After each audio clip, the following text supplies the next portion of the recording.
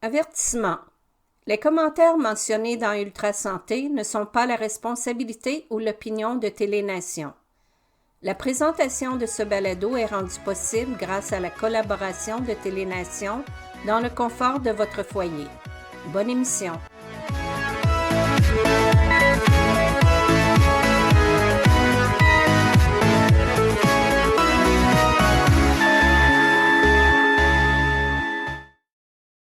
Bonjour, chers auditeurs, et bienvenue à cette capsule où nous accueillons M. Jean-François Plouffe, chargé de dossier de communication à Action Autonomie, qui nous racontera l'histoire distincte de deux personnes déterminées qui, appuyées par des avocats compétents et dédiés à la défense de leurs droits et de leur volonté, sont parvenus à ébranler les grosses machines des tribunaux et du réseau hospitalier. Bonjour Jean-François, merci d'être avec nous aujourd'hui. Tu vas bien? C'est un très grand plaisir, je vais très bien. Jean-François, comme tu le dis si bien, que ce soit à la DPJ, au tribunal administratif du logement, en garde, en établissement ou en autorisation judiciaire de soins, il y a toujours un expert qui en sait toujours plus et qu'on croit davantage et qui fera pencher la décision du tribunal en faveur de ceux qui ont le plus de moyens. Mais parfois, comme tu l'as souvent relaté, il arrive que des citoyens se démarquent par leur détermination et font pencher la balance en leur faveur. À cet égard, tu nous présentes aujourd'hui deux histoires de cas, deux volets distincts, donc aujourd'hui, deux capsules. On commence aujourd'hui par l'autorisation judiciaire de soins. Tu as une histoire à nous raconter. Oui. En fait, c'est une histoire qui concerne celle-là, la garde en établissement. La première, c'est celle de JM. Oui. JM, c'est un jeune homme qui n'a pas eu des gros antécédents en psychiatrie avant l'événement dont on va parler, qui s'est passé à peu près à ce temps-ci de l'année, en 2017. Et JM, à ce moment-là, il se trouve dans un parc à Montréal, puis comme ça peut arriver de temps en temps, il y a une altercation verbale avec une autre personne, puis là, la chicane prend, puis ça dégénère. Et la personne, finalement, prend peur et appelle le 911 et dit au policier que JM l'a menacé de mort. Alors, c'est certain que c'est pas une bonne idée de menacer les gens de mort, puis il ne faut pas faire ça. Là, JM semble l'avoir fait à cette occasion-là. Les policiers arrivent, voient son état d'esprit et décident, plutôt que de le mettre en accusation, de le mettre sous enquête, de le conduire à l'hôpital Jean Talon, qui n'est pas très loin de là. Et arrivé à l'hôpital, JM va être placé dans ce qu'on appelle une garde préventive, c'est-à-dire qu'il va être empêché de quitter les lieux pour une période de 72 heures sur le simple avis du médecin. Et donc, dans les heures qui suivent, on va lui faire passer un premier examen psychiatrique pour évaluer la dangerosité de son état mental. Ce qui est très correct. Le problème, c'est qu'un examen psychiatrique, c'est considéré par la loi comme un soin. Et un soin, il faut pouvoir y consentir. Et dans ce cas-ci, JM, on ne lui a pas demandé son consentement. On l'a fait d'autorité sans qu'il puisse dire oui ou non. Et après ce premier examen-là, JM, il a vu un numéro de téléphone d'un groupe de défense de droit qui s'appelle Action Autonomie, qui est l'organisme pour lequel je travaille. Et ça se trouvait que c'était un vendredi, je m'en souviens très bien. Ce jour-là, c'était moi qui prenais les appels des gens qui appelaient des hôpitaux pour avoir de l'aide. Donc, on commence à jaser, JM et moi. Et je lui demande, est-ce que tu as jasé avec un psychiatre, un médecin à un moment donné? Il dit oui, une première fois. J'ai dit, bon, ça, c'est très probablement un examen de ton état mental pour fixer ta dangerosité qui a été effectué. Est-ce qu'on t'a parlé de ça? Il me répond, non, on ne m'a jamais parlé de ça. Fait que là, j'ai dit, il va en avoir un deuxième examen qui va se faire parce que l'évaluation, ça comporte deux examens. C'est important que tu saches que tu peux librement consentir à recevoir cet examen-là ou pas. Et là, il me dit, ben moi, je n'ai pas l'intention de consentir à ça parce que je pense qu'ils n'ont pas de raison de m'avoir amené à l'hôpital. Je ne suis pas une personne dangereuse et je ne consentirai pas à ce qu'on passe mon examen, mon deuxième examen. Alors, très bien, je lui explique ça. Et effectivement, quelques heures après, il y a un nouveau médecin qui rentre dans sa chambre et là, il lui dit, je sais que vous êtes en train de me passer un examen pour fixer ma dangerosité. Je ne souhaite pas passer cet examen-là, je le refuse. Et si vous voulez le passer contre ma volonté, il va falloir que vous ayez une autorisation du tribunal. C'est la loi qui est faite comme ça. Moi, je lui avais tout expliqué ça, fait que lui, il répète ça.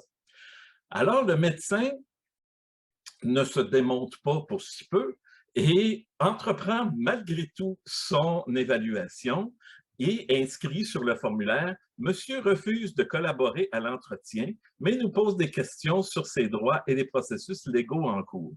C'est un patient calme, mais méfiant, qui ne veut pas collaborer. » Donc, le médecin est en train d'évaluer l'état mental de la personne sur le fait qu'elle refuse qu'on évalue son état mental. C'est quelque chose qui est quand même assez paradoxal et assez extraordinaire. C'est un cas vraiment patent d'abus de pouvoir là, de la part des médecins. Et quand tu dis extraordinaire, moi j'ajouterais très ordinaire. Ben voilà, c'est absolument pas conforme à l'éthique, au code d'éthique des médecins notamment. C'est carrément illégal parce qu'il lui signifie clairement le fait qu'il refuse et il procède quand même sans aucune autorisation de qui que ce soit. Donc, c'est vraiment très, très, très problématique comme agissement. Et d'ailleurs, dans le rapport qu'il continue de produire, il dit « Monsieur JM présente un affect émoussé. » On ne sait pas ce que c'est qu'un affect émoussé, mais il y avait ça. Il y a une humeur euthymique, malgré une pensée pauvre, hermétique et parfois incohérente. Qu'est-ce que c'est qu'une humeur euthymique? Est-ce que tu as déjà entendu parler d'une humeur euthymique, Chantal? Non, du tout, Jean-François. Ben, toi puis moi, en ce moment, là, on a tous les deux une humeur euthymique. On est parfaitement calme. Okay. On est tout à fait calme. On est dans un état d'esprit tout à fait normal, tout à fait serein. Ouais. Et donc, évidemment, un état de ce type-là ne laisse pas présager une dangerosité particulière due à l'état mental. Malgré tout, le médecin va inscrire dans son rapport que l'état mental de JM présente un danger. Donc, on est vraiment dans la fausseté, là, dans la manipulation de la réalité et c'est vraiment très, très problématique. Donc, ils s'en vont avec ça à l'hôpital, et au tribunal, en fait, et ils obtiennent effectivement, sans aucun problème, un jugement de garde en établissement pour 30 jours pour JM. Et là, mais JM est représenté par un bon avocat, quelqu'un avec qui nous on collabore régulièrement et qui voit ce qui se passe et qui là trouve que vraiment, là, il en voit souvent des choses qui n'ont pas beaucoup de bon sens, mais là, ça dépasse vraiment les normes de l'absence de bon sens. Alors, il se prévaut d'un droit qui est prévu au Code civil d'en appeler du jugement de la Cour du Québec devant la Cour d'appel. Et donc, il est dans les délais, donc il se dépêche, je pense qu'il a 5 jours, il présente sa requête à la Cour d'appel, qui effectivement l'entend. Et là, ben, il lui raconte l'histoire telle que ça s'est produit. Et le juge, finalement, les juges de la Cour d'appel vont rendre un jugement en disant, notamment dans le paragraphe 63 de leur jugement, il se peut que la personne internée refuse l'évaluation psychiatrique, auquel cas on ne peut tout simplement pas procéder aux examens requis. L'établissement n'a alors d'autre choix que d'obtenir du tribunal une ordonnance prescrivant l'évaluation à laquelle se refuse l'individu. Parce que dans la loi P38, il y a une clause qui dit si la personne n'accepte pas ou n'est pas en état, ça peut arriver qu'une personne soit en état de fébrilité puis de désorganisation qui fait qu'elle n'est pas en mesure de dire oui ou non à une évaluation. À ce moment-là, on ne peut pas faire comme si tout était correct. Il faut aller chercher une autorisation du tribunal, ce que jusque-là, les établissements de santé ne faisaient virtuellement jamais. Et à partir de ce moment-là, donc l'hôpital, la Cour statue que l'hôpital Jean Talon aurait dû demander l'autorisation du tribunal et ça n'a pas été fait. Et donc, sur cette base-là, elle a rejeté la requête, elle aurait dû, la Cour du Québec, rejeter la requête de l'hôpital Jean Talon et ne pas autoriser à priver JM de sa liberté. Le juge de la Cour de première instance aurait dû dire vous n'avez pas eu l'autorisation, vous n'avez pas eu de consentement, vous avez procédé sans consentement, c'est illégal, retournez faire vos devoirs, puis en attendant, bien, JM, il va reprendre sa liberté parce que vous n'avez pas le droit de le garder plus longtemps. Donc, la Cour du Québec, dans ce dossier-là, a été blâmée. Mais évidemment, JM, lui, il n'a reçu aucune compensation de ça.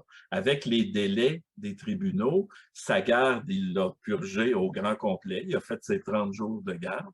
Et par la suite, l'hôpital Jean Talon ne l'a pas indemnisé, bien entendu, ne s'est pas excusé auprès de lui pour l'avoir littéralement privé de sa liberté pendant près d'1 mois, pour l'avoir privé illégalement de sa liberté pendant près d'1 mois. Donc, c'est sûr que c'est une victoire symbolique, mais c'est une victoire qui a quand même changé des choses là. Depuis ce temps-là, on constate Est-ce qu'on parle de jurisprudence? Oui, c'est ça. C'est devenu, c'est ça qu'on appelle une jurisprudence, c'est-à-dire un jugement qui change la façon dont on administre certaines requêtes, dans ce cas-ci, à la Cour du Québec. Et donc, ce que ça a changé concrètement, c'est que depuis ce temps-là, les hôpitaux demandent beaucoup plus de garde provisoire, ce qu'on appelle une garde provisoire, c'est-à-dire la permission du tribunal pour évaluer l'état mental des personnes. Mais là, il y a une espèce d'autre perversion de la loi qui se fait, c'est-à-dire que plutôt que de leur demander maintenant, de leur expliquer ce qu'on est en train de faire avec elles, les personnes, on s'en va directement au tribunal, demander et obtenir, dans 99,9% des cas, l'autorisation d'évaluer la personne sans son consentement. Donc, c'est pas parfait. Comme ça, on a changé des choses avec ça. Les hôpitaux n'aimaient pas à demander ça parce que c'était du temps d'avocat supplémentaire qu'il fallait utiliser, puis ça prenait plus de temps, puis ça coûtait plus cher et tout ça. Maintenant, ils se sont fait à l'idée qu'il faut observer la loi et ils le font, mais ils ne le font pas encore de la bonne façon. Ce qu'ils devraient faire, c'est demander à la personne si elle veut subir, si elle est d'accord pour subir cette évaluation-là, et que la personne puisse répondre oui ou non, après avoir eu toutes les informations requises. Si elle dit oui, ben on procède, puis si elle dit non, ben effectivement, là, on s'en va demander l'autorisation du tribunal. Ou encore, si elle n'est pas en mesure de dire oui ou non, là aussi, on va demander l'autorisation du tribunal. Mais la bonne pratique qui consiste à demander l'autorisation de la personne, nous, ce qu'on observe, c'est qu'elle n'est pas encore très répandue là, dans les cas pour faire les évaluations. Donc, il y a encore beaucoup de chemin à faire pour les hôpitaux pour comprendre que ce qu'il faut faire, c'est parler avec les gens, c'est d'établir une communication avec eux, puis c'est de se conformer d'une part à la loi, puis d'autre part à la volonté des personnes. Alors, en gros, c'est ça l'histoire de JM. Et ça a changé quand même des choses et ça démontre qu'il est possible là, quand on s'y met, quand on a les moyens, quand on sait comment faire et quand on a un avocat compétent. Parce qu'encore une fois, JM tout seul, comme n'importe qui d'entre nous, n'aurait pas été en mesure de faire ces démarches-là. Donc, il faut vraiment qu'il y ait des gens qui connaissent la loi et qui soient capables de contester les choses qui doivent être contestées devant les tribunaux. Nous, comme groupe de défense de droit, on connaît la loi, on est capable de conseiller les gens et de les référer. Mais malheureusement, on ne peut pas le faire nous-mêmes parce qu'on n'exerce pas la noble profession d'avocat et on n'est pas membre du barreau et tout ça, puis on se le fait dire souvent. Donc, c'est pour ça qu'il faut qu'on ait des avocats alliés qui sont capables de prendre ces causes-là. Puis ça coûte de l'argent faire ça au cabinet d'avocats aussi. L'aide juridique ne fera pas ça. L'aide juridique, ils n'ont pas les ressources pour faire ça. Et j'ajouterais qu'ils n'ont pas toujours la volonté de faire ce genre de choses-là non plus. Mais dans certains cabinets d'avocats privés, ben, il y a des moments, on ne le fait pas tout le temps, on ne peut pas le faire pour tout le monde, on ne peut pas le faire pour toutes les injustices qu'on constate, mais dans ce cas-ci, on l'a fait et ça a amené des changements réels dans la façon dont on administre la justice par rapport aux gardes dans l'établissement. Une histoire qui a porté ses fruits et qui fait maintenant jurisprudence, et c'est tout en votre honneur. Jean-François, merci pour cette première capsule qui est toujours fort aussi intéressante les unes que les autres.